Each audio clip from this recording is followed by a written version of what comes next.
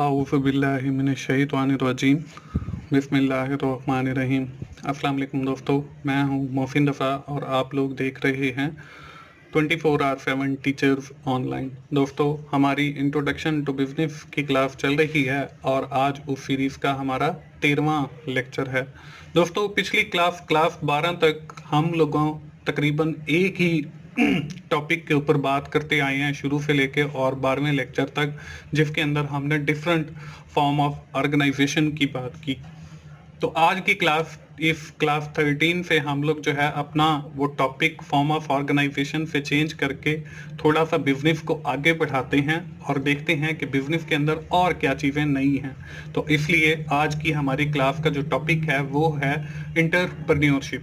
दोस्तों, आज की क्लास शुरू करने से पहले हम ये देख लेते हैं कि हमने अपनी पिछली क्लास के अंदर क्या चीज़ें पढ़ी थी। दोस्तों, पिछली क्लास के अंदर हम लोगों ने अपनी आखिरी 4th फॉर्म ऑफ ऑर्गेनाइजेशन पढ़ी थी, जिसको हम कोऑपरेटिव सोसाइटी कहते हैं।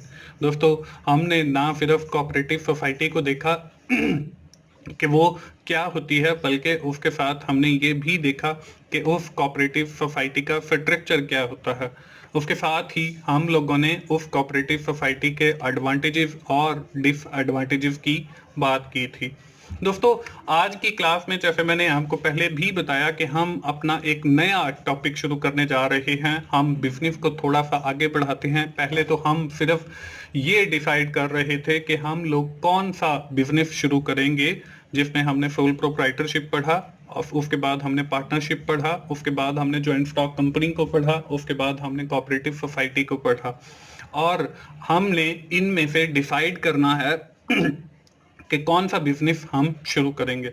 तो उसके बाद दोस्तों, जब हमने ये डिसाइड कर लिया कि we are starting the partnership, whether the we are starting the sole proprietorship, then हम आगे मूव करते हैं। तो आगे बिजनेसेस के अंदर क्या होता है उसको हम जो है डिस्कस करेंगे।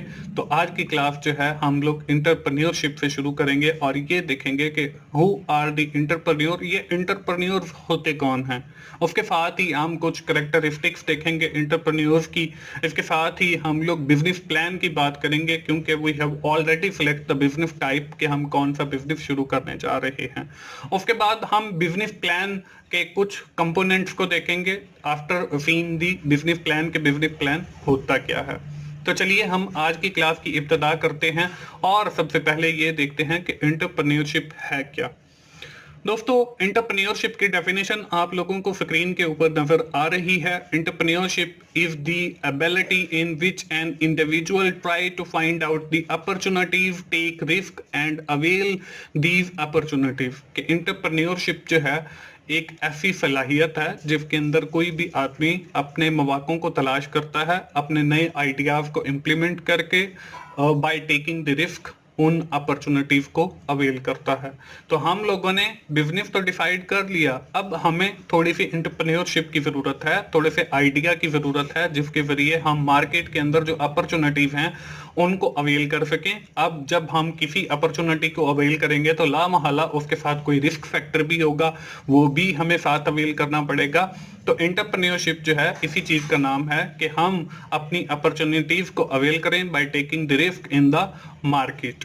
तो इसके बाद दोस्तों, आपको स्क्रीन के ऊपर कुछ कैरेक्टरिस्टिक तो नहीं हम कह सकते, बल्कि ये देख लेते हैं कि एंटरप्रेन्योर होते कौन से लोग हैं, वो क्या करते हैं, उनकी क्या खसूसियात हैं।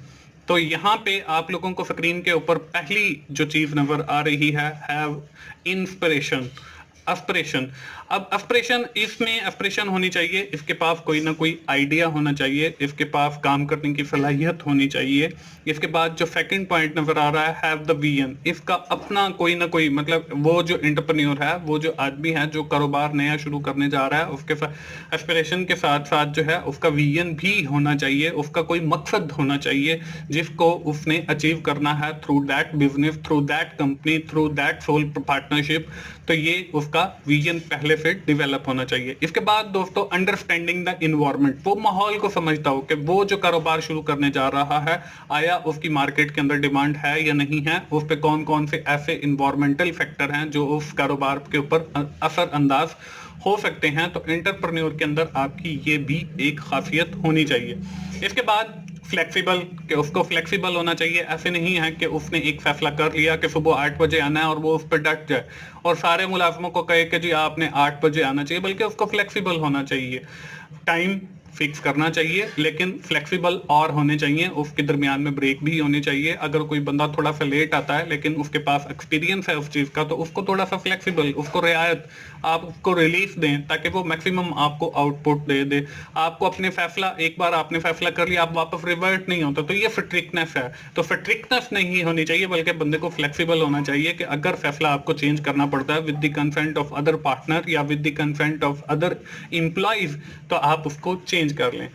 इसके बाद है इनकरेज टीम। तो इंटरप्रेन्योर की एक खासियत ये भी होनी चाहिए कि वो टीम के अंदर काम करने की सलाहियत रखता हो, ना सिर्फ काम करने की सलाहियत रखता हो बल्कि टीम के अंदर जो बाकी मेंबर्स काम कर रहे हैं वो उनको भी मोटिवेट करे towards the objective achieveness of the company, ताकि उससे कंपनी के जो ऑब्जेक्टिव हैं वो अचीव हो सकें। इसके बाद डिस्कशन, कि अब कोई मसला आ गया तो वो ये नहीं है कि उसको लेके बैठ जाए और खुद ही उसका हल तलाश करना शुरू कर दे और एट द एंड वो कहे कि जी मैं तो इस मसले में फंस गया था और मेरे पास इसका सोल्यूशन नहीं था तो इसलिए ये काम नहीं हो पाया। बल्कि जब भी कोई मसला आए तो इंटरप्रेन्योर की खासियत ये भी होनी चाहिए कि वो उस मसले को जो है दूसरे लोगों के साथ डिस्कस करे ताकि उसका बेहतर हल निकाला जा सके।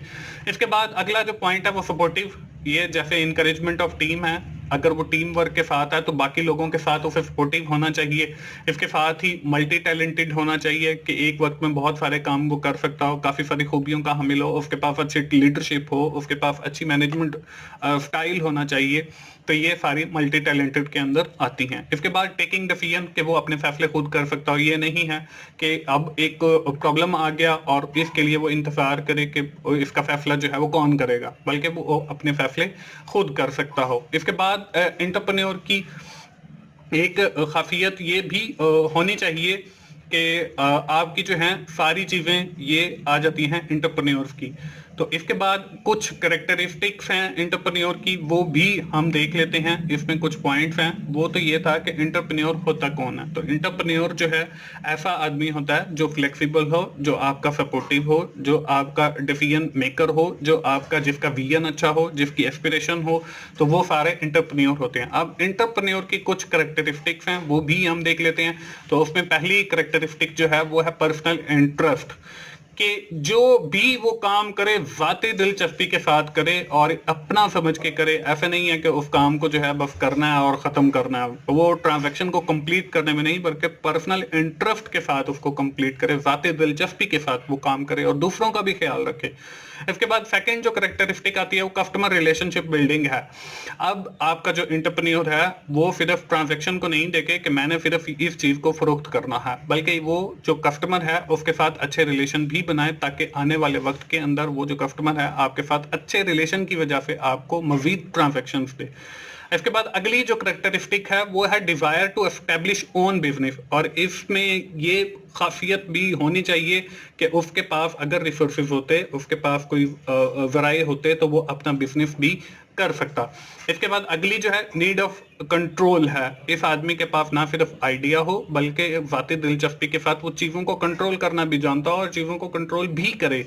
इसके बाद अगली जो है वो है ability to deal with uncertainties. उसके पास ना सिर्फ आइडिया हो, ना सिर्फ चीजों को कंट्रोल करने की सलाहियत हो, ना सिर्फ अच्छी लीडरशिप हो, ना सिर्फ कस्टमर रिलेशनशिप बिल्डिंग हो, बल्कि उसके पास ये भी सलाहियत हो कि वो अनसर्टेनिटीज को, ना गहानी सूरत हाल को, कि अगर जलजला आ गया तो मैं उसको कैसे हैंडल करूंगा, कंपनी को कैसे वापस उसकी पोजीशन पर लाऊंगा, अगर कोई और ना गहानी सूरत हाल आ जाती है या मशीनें हमारी ट्रक ऑफ हो जाती हैं, रुक जाती हैं, तो इस सूरत में मैं क्या करूंगा। तो ये सारी कैरेक्टरिस्टिक ऑफ एंटरप्रेन्योरशिप के अंदर होनी चाहिए। इसके बाद दोस्तों बात आती है जी बिजनेस प्लान की। हमने आइडिया की तो बात कर ली, सबसे पहले हमने बिजनेस की टाइप सेलेक्ट कर ली या फॉर्म सेलेक्ट कर ली कि हमने कौन सा बिजनेस करना है, सोल प्रोप्राइटरशिप का करना है, पार्टनरशिप का करना है। उसके बाद हमने एंटरप्रेन्योर को भी देख लिया कि हमारे पास एक आइडिया होना चाहिए कि मैंने जी ये बिजनेस करना है और उसकी कैरेक्टरिस्टिक्स भी देखी। इसके बाद बारी आती है जी बिजनेस प्लान। अब बिजनेस प्लान क्या है? Business plan is a written document which contain the objective of the business and the ways to achieve these objectives. कि बिजनेस प्लान जो है आपके पास एक ऐसा तहरीरी डॉक्यूमेंट है जिसके अंदर ये लिखा जाता है कि आपका कारोबार शुरू करने का मकसद क्या है और आप उस मकसद को कैसे अचीव करेंगे। अब बिजनेस प्लान जो है it is basically the combination of two words, business and plan. अब बिजनेस क्या है? Business is an activity undertaken to earn the profit is known as business, कि आपकी ऐसी सरगर्मी जो मुनाफा कमाने की गर्ज से शुरू की जाए उसको हम बिजनेस कहते हैं। अब प्लान क्या है? Plan basically is a path to achieve the business objective, कि आपके बिजनेस का जो ऑब्जेक्टिव है उसको अचीव करने के लिए जो है रास्ता वो आपका प्लान है। तो इसलिए जब भी हम कोई बिजनेस शुरू करेंगे तो after selecting the business type या form of business we have to make the business plan. हम सबसे पहले बिजनेस प्लान बनाएंगे कि what is the objective to start that business, इस बिजनेस को शुरू करने का जो ऑब्जेक्टिव है वो क्या होगा, and what is the path we have to follow to achieve the business objective, और कौन सा ऐसा पाथ है या कौन सा ऐसा रास्ता है जो हम फॉलो करेंगे उस अपने मकसद को अचीव करने के लिए। इसके बाद दोस्तों बारी आती है हमारे पास कुछ कंपोनेंट ऑफ बिजनेस प्लान की, कि जब हम लोग अपना बिजनेस प्लान डेवलप कर रहे होंगे, अपना बिजनेस प्लान बना रहे होंगे, तो उसमें हमने कौन सी चीजों को मद्देनजर रखना। तो इसमें जो सबसे पहला पॉइंट है वो है ऑब्जेक्टिव ऑफ बिजनेस, कि आप जो भी कोई कारोबार शुरू कर रहे हैं तो सबसे पहले आपने ऑब्जेक्टिव जो है उसको मद्देनजर रखना है। अब ऑब्जेक्टिव के अंदर भी आपके पास काफी सारी चीजें आती हैं। पहले तो यह है नेम ऑफ बिजनेस, कि आपने कारोबार का कोई नाम रखना है जो भी आप कारोबार शुरू कर रहे हैं। उसके बाद आपके पास जो आती है चीज वो है name indicate the type of the business. नाम आपने कोई ऐसा रखना है जो आपकी जो बिजनेस की टाइप है उसको रिप्रेजेंट कर रहा हो। फॉर एग्जांपल हम रख देते हैं जी वुडन क्राफ्ट, तो लकड़ी से बनी हुई चीजें, तो इसका मतलब ये है कि यहाँ पे आपको फर्नीचर दस्तयाब है, हम फर्नीचर का बिजनेस कर रहे हैं, तो आपका नेम ऐसा होना चाहिए जो आपके बिजनेस को रिप्रेजेंट कर रहा हो। इसके बाद आपकी थर्ड जो है नेम शुड बी सिंपल, आपका नाम बिल्कुल सिंपल होना चाहिए। ये नहीं है कि एक कॉम्प्लेक्स का नाम रख लें और फिर लोगों को पता ही ना चले कि जी क्या नाम है। इसके बाद है जी नेम शुड बी यूनिक, आप जो भी नाम रखें वो यूनिक होना चाहिए। उसके बाद है name should be easy to remember, लोगों को आसानी के साथ जो है वो जो नाम है वो याद होना चाहिए। आप देखें जैसे हमने KFC, अब KFC का अगर फुल फॉर्म किसी को बताया जाए तो वो मेरा नहीं ख्याल कि किसी को याद होगा। तो KFC जो है वो एक शॉर्ट फॉर्म है, वो यूनिक भी है, वो सिंपल भी है, इजी टू रिमेंबर भी है। सिर्फ 3 वर्ड्स आपने याद रखने हैं जी KFC, ठीक है। इसी तरह आपके पास और भी बहुत सारे ब्रांड हैं जिनके यूनिक नाम है। लिप्टन है, तो अगर हम चाय की बात करते हैं तो लिप्टन जो है वो बिल्कुल एक सिंपल नाम है और उसके अंदर 4 से 5 अल्फाज इस्तेमाल है। तो आपका नाम जो है बिजनेस का बिल्कुल छोटा होना चाहिए और आसानी से लोगों को याद हो जाना चाहिए। इसके बाद आखिरी जो चीज है लोकेशन ऑफ द बिजनेस, कि आपके कारोबार की जो लोकेशन है, आपका जो रजिस्टर ऑफिस है वो कहाँ पे होगा, वो लोगों को कैसे एक्सेसिबल होगा, हर आदमी जो है आसानी से उसको तलाश कर सकेगा या नहीं कर सकेगा। जब आप बिजनेस प्लान बना रहे हो तो ऑब्जेक्टिव ऑफ द बिजनेस के अंदर ये आपने 6 पॉइंट देखने हैं। इसके बाद बारी आती है दोस्तों दूसरे कंपोनेंट की। अब दूसरा component marketing point of view से है। अब इसके अंदर भी कुछ पॉइंटें आपको देखने पड़ेंगे। इसके अंदर जो 4 हैं वो आपका मार्केटिंग मिक्स से रिलेटेड है, जिसके अंदर आपकी प्रोडक्ट, प्राइस, प्लेस और प्रमोशन आता है। अब हम बारी बारी इनको देख भी लेते हैं। प्रोडक्ट, कि आप जो कारोबार शुरू करने जा रहे हो आपकी इसके अंदर प्रोडक्ट या सर्विसेज क्या होंगी जो आप कस्टमर्स को डिलीवर करोगे। उसके बाद आता है प्राइस, आप जो प्रोडक्ट या सर्विसेज कस्टमर को डिलीवर कर रहे हो उनकी लागत कितनी है, उनसे आप कितनी प्राइस वसूल करेंगे, उसमें आपका प्रॉफिट मार्जिन कितना होगा। तो ये सारे जो डिसीजन हैं ये प्राइस से रिलेटेड हैं। इसके बाद प्लेस, कि आप अपनी मार्केट शेयर को कौन सी मार्केट के अंदर और कौन सी प्लेस के थ्रू जो है वो लेकर आएंगे या कौन सा आप डिस्ट्रीब्यूशन चैनल यूज करेंगे। इसके बाद प्रमोशन है कि आप अपनी प्रोडक्ट के बारे में लोगों को कैसे आगाही देंगे, कैसे अवेयरनेस, कैसे बताएंगे कि हमारी ये फलां प्रोडक्ट जो है मार्केट के अंदर आ चुकी है, इसके ये फवायद हैं। तो इसके लिए आप लोगों को प्रमोशन की जरूरत पड़ती है। तो जब हम बिजनेस प्लान बना रहे हो तो after setting the objective of the business we must have to seen the marketing point of view. हमने मार्केटिंग पॉइंट ऑफ व्यू से भी अपने बिजनेस को देखना है। इसके बाद जो तीसरी चीज आती है वो एनालिसिस ऑफ प्रमोशनल एक्टिविटीज, कि आपने वो जो प्रमोशन की है उसके अंदर कौन कौन सी एक्टिविटीज इन्वॉल्व होंगी। How will the business will be launched, आप कब कारोबार शुरू करोगे, कैसे शुरू करोगे। इसके बाद है how will business promoted in the general public, आप लोगों को कैसे बताओगे कि हमने ये एक नया कारोबार शुरू किया, तो आपका कारोबार ऐसा होना चाहिए, जैसे मैंने पहले भी बताया कि आपने ऐसा नाम सेलेक्ट करना है जो आपकी बिजनेस को रिप्रेजेंट करता हो। इसके बाद अगली जो चीज आती है बिजनेस प्लान के अंदर 4th नंबर के ऊपर, वो है जी हमारी फाइनेंशियल एनालिसिस। ये भी बहुत जरूरी है, किसी भी बिजनेस को शुरू करने से पहले आप इसको बिजनेस प्लान डॉक्यूमेंट का जरूर हिस्सा बनाएं। अब इसके अंदर क्या होता है, इसके अंदर हमें यह पता चलता है what will be the investment, कि हम जो इस बिजनेस के अंदर इन्वेस्टमेंट करेंगे उसका जो सरमाया है, कैपिटल है, वो हम कहां से लाएंगे। हम आया के अपनी पॉकेट से लगाएंगे, हम अपनी फैमिली की जो सपोर्ट है उससे लगाएंगे, हमारी फैमिली की जो सेविंग है उससे लगाएंगे, हम अपने फ्रेंड्स की सपोर्ट लेंगे, या हम कोई बैंक से लोन लेंगे। तो ये फाइनेंशियल एनालिसिस के अंदर सबसे पहला डिसीजन किया जाता है। इसके बाद सेकंड जो है how much return on investment, हम जो इस कारोबार के अंदर इतना पैसा लगा रहे हैं, हम 10 मिलियन लगा रहे हैं, हम 20 मिलियन लगा रहे हैं, तो इसका हमें बेनिफिट क्या होगा। तो ये भी चीज आपने मद्देनजर रखनी है। इसके बाद दोस्तों आखिरी जो कंपोनेंट है वो है हमारे पास एडमिनिस्ट्रेटिव राइट्स एंड प्रोविजन।